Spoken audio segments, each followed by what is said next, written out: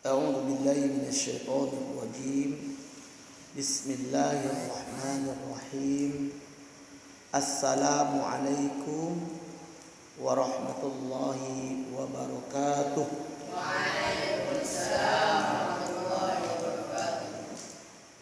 الحمد لله رب العالمين وبه نستعين على أمور الدنيا والدين والصلاة والسلام على أشرف الأنبياء والمرسلين نبينا وحبيبنا محمد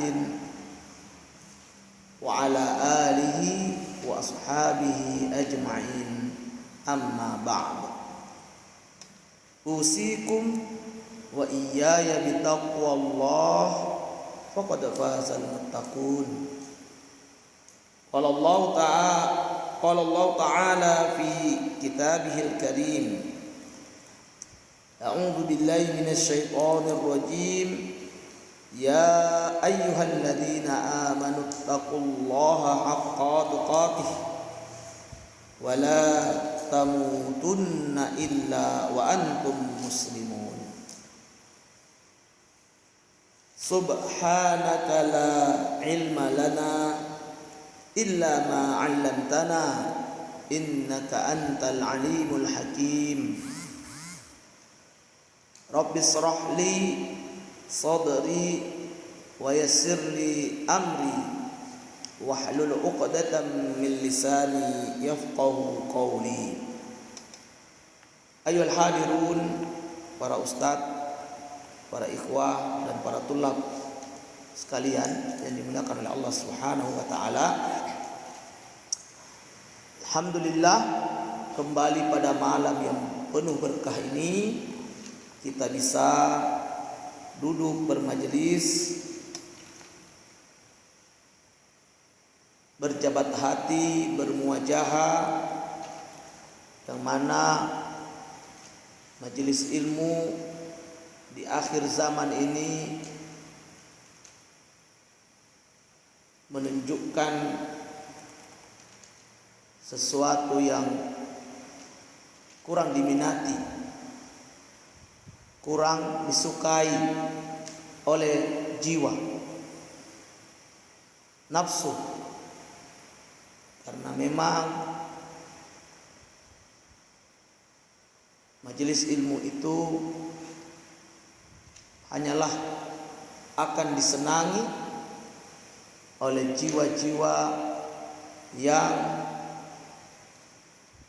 bersih dan sehat, juga selalu berusaha mengikat jiwanya dengan ketaatan kepada Allah Subhanahu wa taala. Namun meskipun demikian adanya, kita tidak boleh surut ke belakang. Tidak boleh kita berpantang atau menyerah atau merasa lemah, sehingga dakwah ini kemudian akan semakin lemah, ya. Para dai harus tetap istiqamah meski terkadang kondisi di tengah umat semakin jarang dan semakin sedikit yang mau bermajelis ilmu, namun itu tidak boleh menjadi alasan untuk berhentinya dakwah. Para ustadz, para ikhwah dan para tulab sekalian, kajian kita malam ini sebagaimana biasa adalah kajian rutin tip nabawi, kesehatan holistik, sehat ala nabi, di mana kita masih melanjutkan bacaan kitab-kitab, yaitu kitab yang dikarang oleh Ustadzuna Al-Fadhil Abdurrahman Dani dengan judul La Tay'as Shifa'uka qaribun. Jangan putus asa, kesembuhanmu sudah dekat.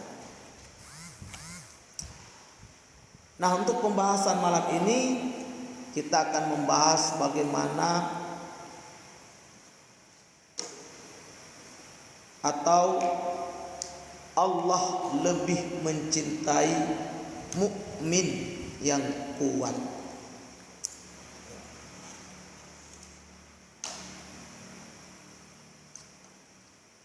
Kita tahu bahwa agama Islam itu adalah agama yang sangat kuat. Agama yang tinggi lagi mulia. Al-Islamu ya'lu wala yu'la alaih. Islam itu tinggi, mulia, dan tidak ada yang mampu mengalahkan ketinggian dan kemuliaan Islam. Nah, oleh karenanya Islam ini membutuhkan kekuatan dari para pemeluknya.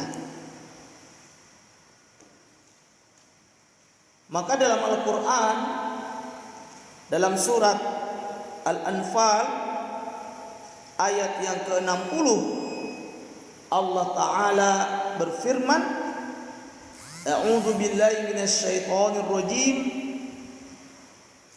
wa a'iddu lahum mastata'tum min quwwatin wa min ribatil khair turhibuna bih aduwallahi wa aduwakum. Kata Allah Subhanahu wa taala, dan siapkanlah untuk menghadapi mereka kekuatan apa saja yang kamu sanggupi, dan dari kuda-kuda yang ditambat untuk berperang, yang dengan persiapan itu kamu menggetarkan musuh Allah dan musuhmu. Ayat ini adalah motivasi kita untuk senantiasa menjaga kekuatan. Agar apa?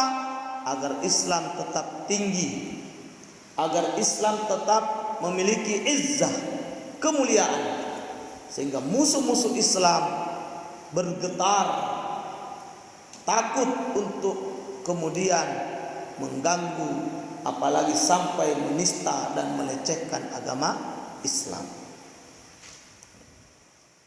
Maka Allah menyuruh kita untuk mempersiapkan kekuatan. Syekh Shalih Al-Fauzan rahimahullahu taala berkata, kekuatan yang dibutuhkan dalam Islam ialah kekuatan iman dan akidah, kekuatan beramal, aktivitas, dan kekuatan badan. Karena hal inilah yang memunculkan kebaikan bagi kaum muslimin. Jadi kekuatan itu dibutuhkan untuk bagaimana agar Islam tetap mulia. Nah, kekuatan apa yang dibutuhkan? Yang pertama tentunya adalah kekuatan iman dan akidah. Seorang muslim harus benar-benar memiliki keimanan yang dalam, yang masuk ke dalam sanubarinya, masuk ke dalam kalbunya, melekat dengan kuat, tertancap dengan sangat dalam, sehingga tidak ada lagi keraguan-raguan. Sebagaimana disebutkan dalam surat Al-Mu'minun, kalau saya tidak keliru, ya, ada satu ayat yang mengatakan, Innal ladzina amanu tsumma lam yartabu.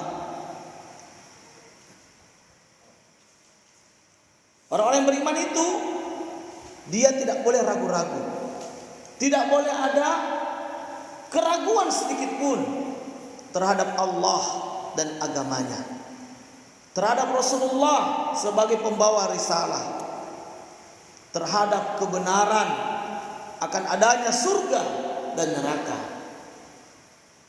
Maka sebagai muslim harus betul-betul memiliki keimanan yang mantap, akidah yang benar, yang lurus, yang tidak menyimpang, yang tidak keluar daripada panduan Al-Quran dan As-Sunnah. Karena akidah adalah pokok di mana ibadah-ibadah dibangun di atasnya. Tanpa akidah yang benar, seluruh ibadah akan tidak bisa diterima. Maka para ustaz, para ikhwah, para tulab sekalian, sangat penting kekuatan bagi seorang muslim, kekuatan iman dan akidah.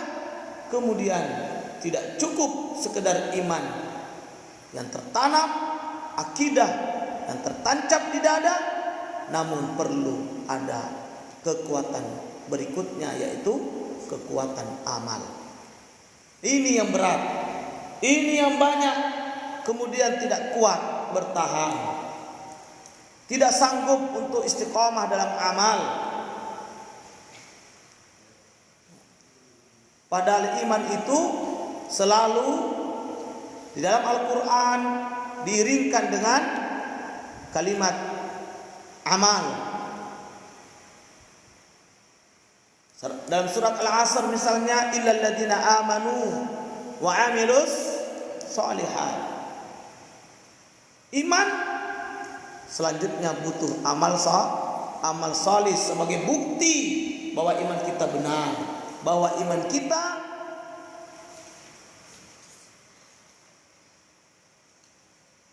benar-benar ada, bahwa iman kita betul-betul tertanam. Dibutuhkan bukti berupa amal salih. Maka itu setelah kekuatan iman dan akidah, selanjutnya adalah hadirkan kekuatan beramal,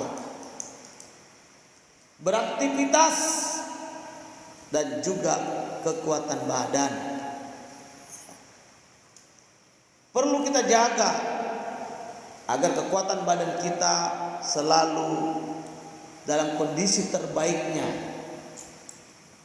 Maka tidak mungkin orang yang lemah secara fisik akan mampu beramal soleh. Makanya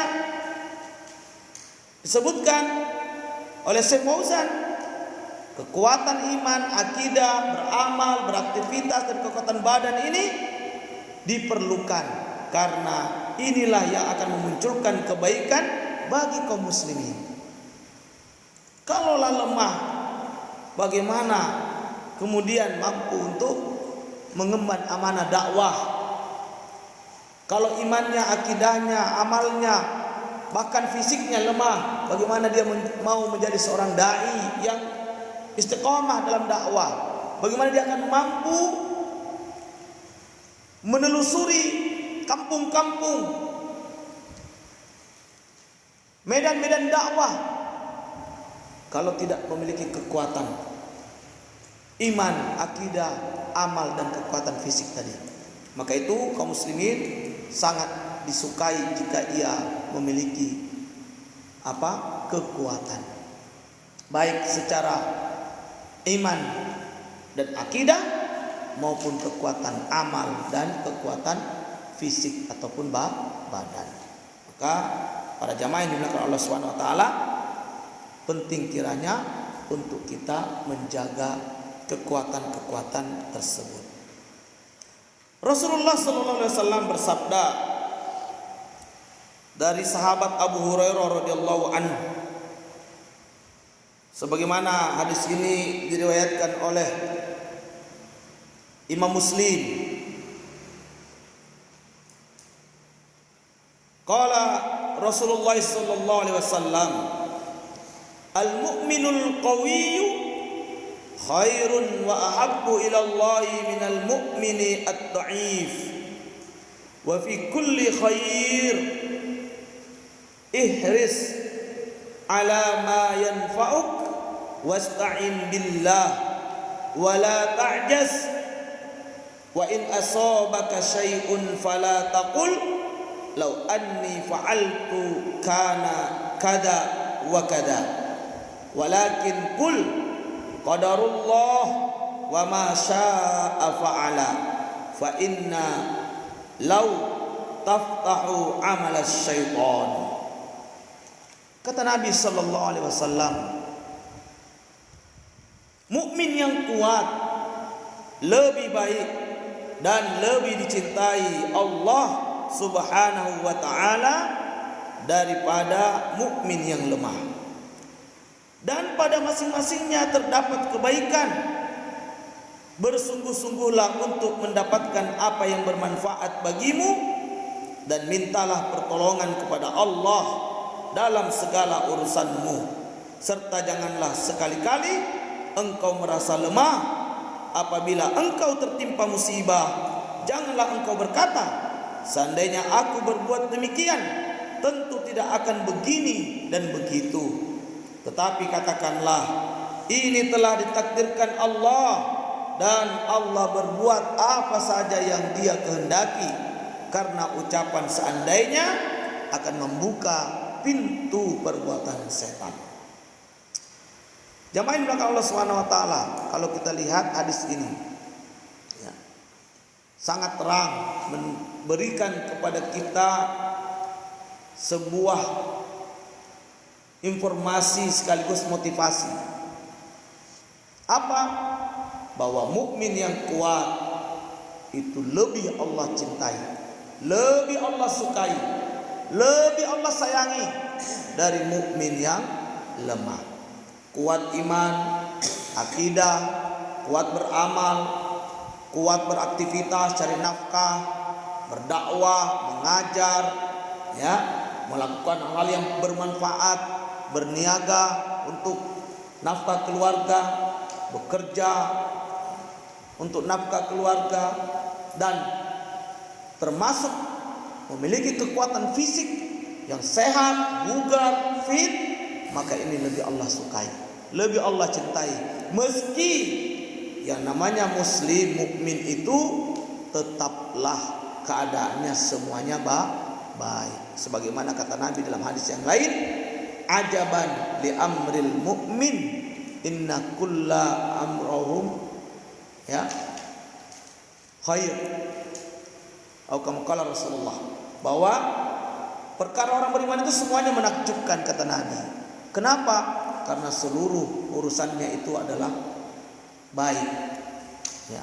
Orang mukmin itu apapun keadaannya selalu baik, selalu membawa kebaikan. Misalnya mendapatkan nikmat, maka dia bersyukur. Dengan syukur itu nikmat menjadi pahala dan bahkan bertambah. Ketika tertimpa musibah, dia bersabar, maka sabarnya itu menjadikan musibah mudah dilewati dan berpahala. Maka apapun keadaan orang beriman selalu baik. Namun dalam hadis yang ini, yaitu hadis dari Abu Hurairah tadi, disebutkan ada kelebihan antar orang-orang beriman, di mana kalau orang beriman memiliki kekuatan, itu lebih Allah suka dan Allah cintai dari mukmin yang lemah. Para ustadz, para ikhwah, para tulab sekalian, inilah bagaimana keterangan tentang pentingnya kita menjaga kekuatan. Termasuk dalamnya adalah apa? Kekuatan badan. Nabi menjadi contoh, Nabi menjadi panutan, Nabi menjadi teladan. Nabi ini Masya Allah, selain iman yang kuat, Nabi memiliki fisik yang prima. Apa buktinya? Dalam sepanjang sejarah hidup Nabi, Nabi ini hanya pernah sakit 2 kali. Itu pun efek eksternal, bukan internal. Maksudnya apa? Nabi sakit bukan karena dari dalam dirinya, tapi dari sebab luar, yaitu berupa sihir yang dikirimkan oleh seorang laki-laki Yahudi bernama Labid bin A'sam. Kemudian yang kedua, Nabi sakit disebabkan hadiah paha kambing, yang mana Nabi sangat suka paha kambing dan diketahui oleh seorang wanita Yahudi. Maka beliau mengirim, ya, wanita Yahudi ini mengirim paha kambing yang sudah dilumuri racun. Lalu Nabi memakannya, maka Nabi keracunan. Tapi di antara bukti kekuatan fisik Nabi ketika makan paha beracun ini, Nabi tidak mengalami masalah kesehatan yang berat. Meski memang beliau sakit saat itu, tapi menunjukkan bahwa fisiknya kuat. Tentu setelah memang bahwa Allah selalu menolong beliau, ya. Ada sahabat yang makan bersama beliau saat itu langsung wafat karena kerasnya efek racun itu. Tapi Nabi bisa bertahan dari efek racun itu sampai 3 tahun. Setelah 3 tahun barulah Nabi mengalami efek putusnya urat nadi beliau, ya, pembuluh darah beliau, sehingga beliau kemudian demam tinggi dan wafat di atas pangkuan ibunda Aisyah radhiyallahu anha. Ini menunjukkan kekuatan fisik Nabi. Diracun pun masih sempat bertahan, dan itu bahkan sampai bertahun.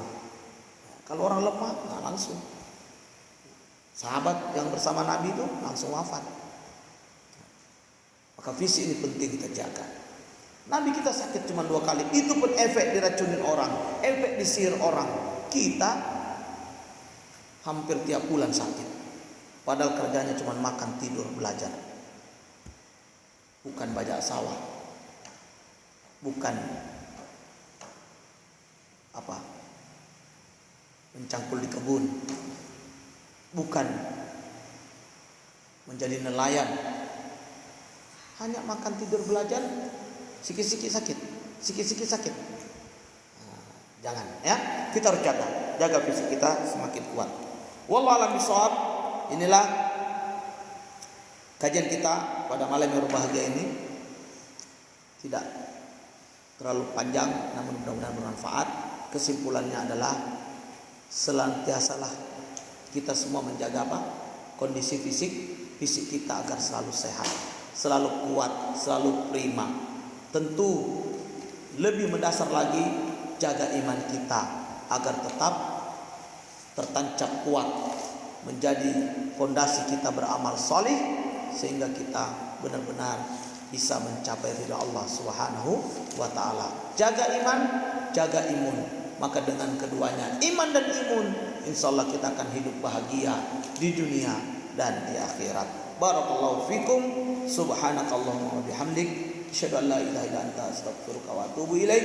Billahi taufiq wal hidayah. Assalamualaikum warahmatullahi wabarakatuh.